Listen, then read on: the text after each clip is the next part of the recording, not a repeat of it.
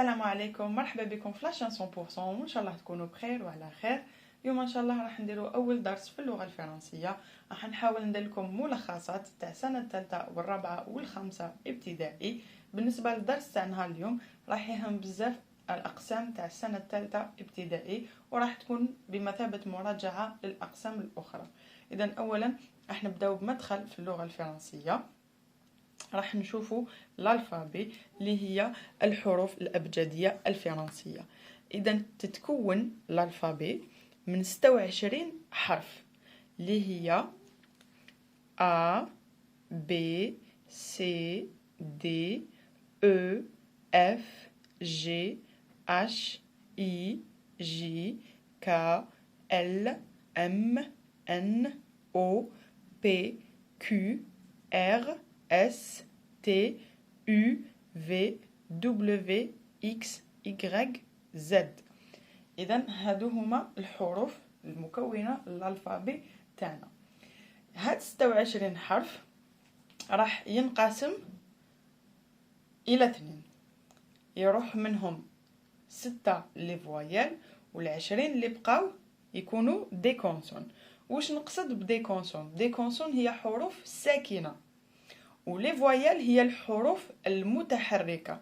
إذا هاد الحروف المتحركة هما A E I O U Y، ولي كونسون هما الحروف المتبقية B C D F G H J K L M N P Q R S T V W X Z. هنا لما نقول لكم لي كونسون هي الحروف اللي تأخذ دور الحرف العادي في اللغة العربية، مثلا نقول لكم با ولا جيم ولا ميم. والحروف المتحركة هي الحروف اللي تأخذ دور الحركات في اللغة العربية، مثلا الضمة ولا الفتحة ولا الكسرة. نشوفوا مثال. مثلا لما نقول لك حرف البا كيفاش راح يقرأ؟ با ولا بو ولا بي؟ لازم تشكيل إجباري هو اللي راح تعرف به كيفاش راح ينطق هذا الحرف. لما ندير لك الفتحة راح تعرف باللي با، لما ندير لك الضمة راح تعرف باللي بو، لما ندير لك الكسرة راح تعرف باللي بي. نفس الشيء بالنسبة للفرنسية، لما ندير لك حرف البي كيفاش راح تعرف كيفاش راح ينطق؟ لازم لك قدامه التشكيل هنايا هما لي فوايال تاوعنا. أي لما نقول لك B بلس A راح تكون با، لما نديرو B بلس O راح يولي بو، لما نديرو B بلس I راح يولي بي، لما نديرو B بلس E راح يولي ب، لما نديرو B بلس U راح يولي ب، لما نديرو B بلس Y راح يولي بي. إذا هنا في هذه الحالة لما نديرو الكونسون بلس لا فوايال راح يولي اسمها المقطع الصوتي، يعني لي سيلاب. وراح نشوفوا هذا الدرس في المرة القادمة كامل، راح نشوفوا كامل لي كونسون مع لي فوايال كيفاش ينطقوا وأمثلة على هذوك الكلمات، ونشوفوا كيفاش نقسموا الكلمة إلى 1 سيلاب 2 سيلاب 3 سيلاب حتى ل 4 سيلاب. كل كلمة يعني حتى من نقدروا نقسموها. إذا هنا قلت تتعدد أشكال كتابة الحروف في اللغة الفرنسية. كاين en ماجيسكول و en مينيسكول. ماجيسكول هي الحروف الكبيرة، والمينيسكول هي الحروف الصغيرة. الحروف الكبيرة تكون عامة في بداية الكلمة ولا في لي نون بروبر، يعني في اسم إنسان ولا اسم بلد. والحروف الصغيرة مينيسكول هي عامة تكتب مور لا ماجيسكول. وهاد الحروف الكبيرة والصغيرة لا ماجيسكول ولا مينيسكول نلقاوها بطريقتين. الطريقة الأولى هي كورسيف، يعني متلاصقة، كتابة متصلة.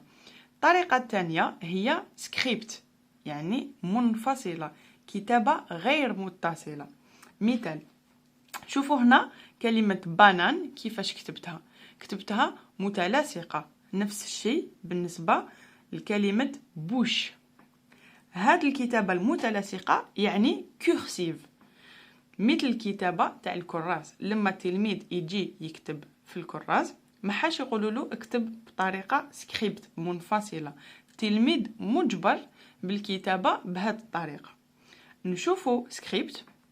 شوفوا مثلا عاود كتبت نفس الكلمات بانان وبوش، لكن كتبتها منفصلة، كتابة غير متلاصقة. هذه الكتابة مثلا نلقاوها في الكتاب المدرسي ولا نابورت كال كتب للمطالعة، لكن التلميذ ماشي مجبر باش يكتبها، مجبر باش يكون يعرفها باش يقدر يقرأ في الكتاب. إذا نشوفوا لو طابلو تاع ليكريتور باش نديرو لو بوين. إذا هنا هاوليك لو طابلو.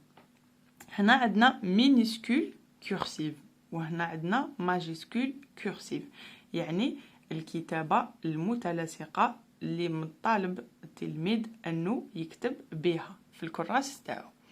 هنا عندنا مينيسكول وماجيسكول سكريبت، يعني الكتابة الغير متلاصقة منفصلة اللي مجبر التلميذ أنه يكون يعرفها باش يعرف يقرأ.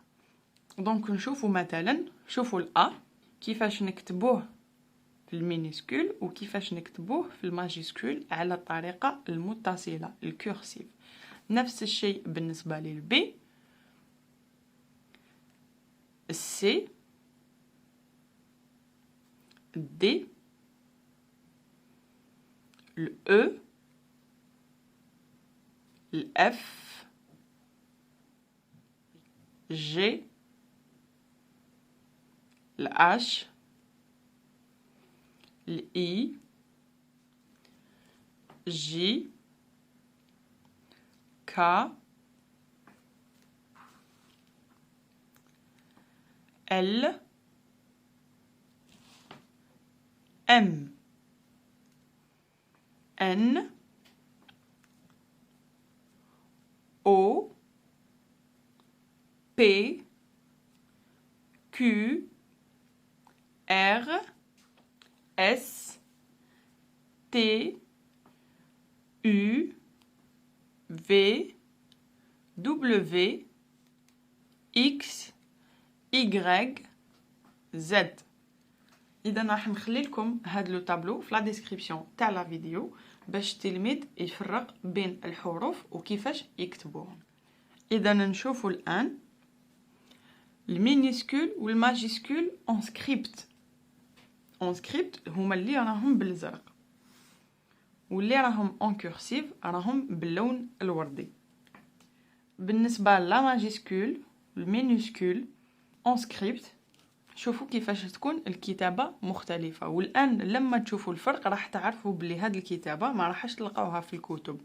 هذه هي الكتابه اللي نلقاها في الكتب ولا في الجرائد مثلا، والكتابه هذه هي اللي راح تكون على دفتر التلميذ وتكون متصله A B C D E. إذا هنا رانا في الماجيسكول وهنا رانا في المينيسكول. F G H I J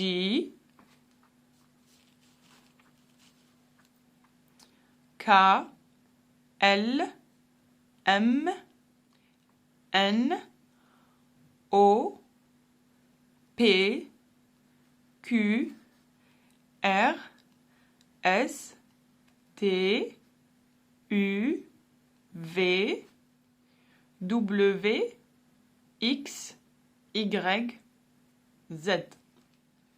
إذا هذا لو طابلو هو ملخص أشكال كتابة الحروف في اللغة الفرنسية. تلقاو أون ماجيسكول وتلقاو أون مينيسكول، تلقاوها على طريقة الكورسيف وعلى طريقة سكريبت.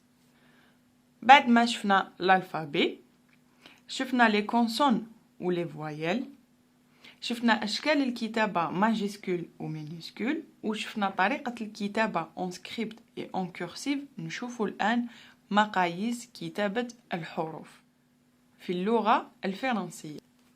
مقاييس كتابة الحروف راح تهم السنة الثالثة والرابعة والخامسة، لأنه لي ريغل دو ليكريتور كورسيف، مقاييس كتابة الحروف المتصلة. كما قلت لكم تلاميذ ملزمين بكتابة المتصلة على الدفاتر تاعهم. Les élèves sont obligés d'écrire en cursive sur leur cahier. نشوفوا الفئة الأولى هي الحروف الصغيرة التي تصعد بفسحة واحدة. لما نقول فسحة واحدة يعني من الخط الرئيسي نطلعوا بخط واحد، ماشي باثنين وماشي بثلاثة، خط واحد. دونك لا ماجوريتي تاع لي لتر en minuscule monte un interligne pendant l'écriture en script ولا en cursive. أي معظم الحروف الصغيرة تصعد بفسحة واحدة عن خط الكتابة، سواء كانت متصلة أو غير متصلة. إذا نشوفوا هاد الحروف هي A, C, E, I, M, N, O, R, S, U, V, W, X. إذا هاد الحروف لما نكتبوها هاو مثلا الخط الرئيسي راح نطلعوا بدرجة واحدة، ماشي باثنين وماشي بثلاثة، نطلعوا غير بدرجة واحدة. الفئة الثانية هي الحروف التي تصعد بفسحتين. Les lettres hautes s'écrivent dans deux interlignes. معناتها الخط الرئيسي نطلعوا بزوج درجات. هي 2 حروف هما الدي والتي. إذا هاوليك الخط الرئيسي. إذا هاو الخط الرئيسي مثلا ما نطلعوش بثلاث درجات، نطلعوا غير باثنين. إذا لما يقول لك نكتبوا حرف الدي نطلعوا بثلاث خطوط، خطأ. حرف الدي نطلعوا باثنين خطوط فوق خط الكتابة فقط. نفس الشيء بالنسبة لحرف التي. إذا نشوفوا الفئة الثالثة اللي هي الحروف العليا التي تصعد بثلاث فسحات. Les lettres hautes s'écrivent dans 3 interlignes. عندنا 4 حروف لما نكتبوهم نطلعوا بثلاثة فسحات، يعني فوق الخط الرئيسي نطلعوا بثلاثة درجات. حرف البي، حرف الأش، حرف الكا والال. هذا 4 حروف لما نجو راح نكتبوهم ماشي خط واحد وماشي خط 2، الخط الثالث هو اللي نتوقفوا فيه في كتابة هذا الحرف. نشوفوا الفئة الرابعة واللي هي الحروف السفلى، هي التي تنزل بفسحتين تحت خط الكتابة. معناتها les lettres basses sont des lettres qui descendent de 2 interlignes sous la ligne d'écriture. معناتها الخط الرئيسي تاع الكتابة هاهو حنا نحبطو بزوج للتحت، زوج درجات للتحت. هما حرف جي، جي، بي، كيو، إيغريك و زد. لما نجو نكتبو هاد الحروف نحبطو للتحت بزوج درجات، ماشي 3 درجات، زوج فقط. والفئة الأخيرة هو حرف الأف. هنا حرف الأف بين الحروف العليا والحروف السفلى. علاش؟ لأن لا lettre F monte de 3 interlignes et descend de 2 interlignes. يصعد بثلاثة فسحات وينزل بفسحتين. معناتها لما نكتبوا حرف الأف هاوليك الخط الرئيسي مثلا نطلعوا بثلاث درجات للفوق ونحبطوا بزوج درجات للتحت، 3 فسحات للفوق و2 فسحات للتحت. إذا هاد المقاييس تاع الكتابة راهي خاصة بالمينيسكول. الآن نروح نشوفوا لي ريغل ديكريتور لكن بلا ماجيسكول ماشي بلا مينيسكول. بالنسبة للحروف الكبيرة معناتها لي لتر ماجيسكول مقاييس الكتابة تاعها سهلة، لأن الحروف الكبيرة تصعد كلها ب3 فسحات، إلا 3 حروف تنزل بفسحتين لتحت وتصعد ب3 فسحات أكيد. جي، جي، إيغريك. إذا لي لتر ماجيسكول بطريقة رانا نقرا في الكورسيف، راني كتبت لكم كورسيف، رانا نتعلموا في طريقة الكتابة على الكراس ولا على الدفتر. Donc قلت لكم les lettres majuscules s'écrivent dans 3 interlignes mais descendent parfois 2 interlignes اللي هما خاص بحروف J و G و Y. إذا نشوفهم مع بعض. هاوليك الخط الرئيسي، وهنا الخط الأول والثاني والثالث، معناتها الدرجات الفوقانيين وهنا الدرجات التحتانيين. إذا نشوفوا A B C D E F G. شوفوا G هنايا طلع ب3 وحبط ب2. H I J. شوفوا الجي تاني طلع ب3 وحبط ب2. K L M N O P Q R S T U V W X Y. شوفوا طلع ب3 وحبط ب2. Z. دونك في الماجيسكول كورسيف الحروف كامل تطلع للفوق ب3 درجات. عندنا غير 3 حروف اللي نحطوا بها ب2 درجات اللي هما جي جي والايغريك.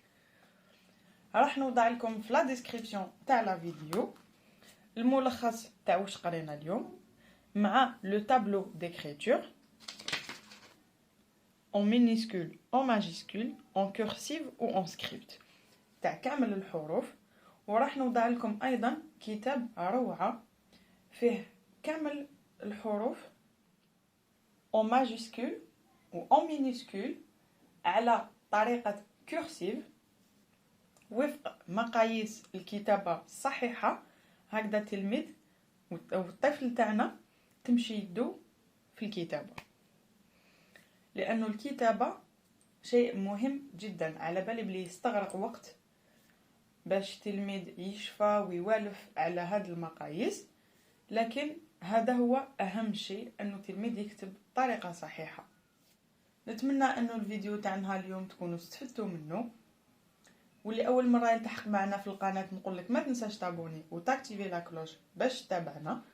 والسلام عليكم.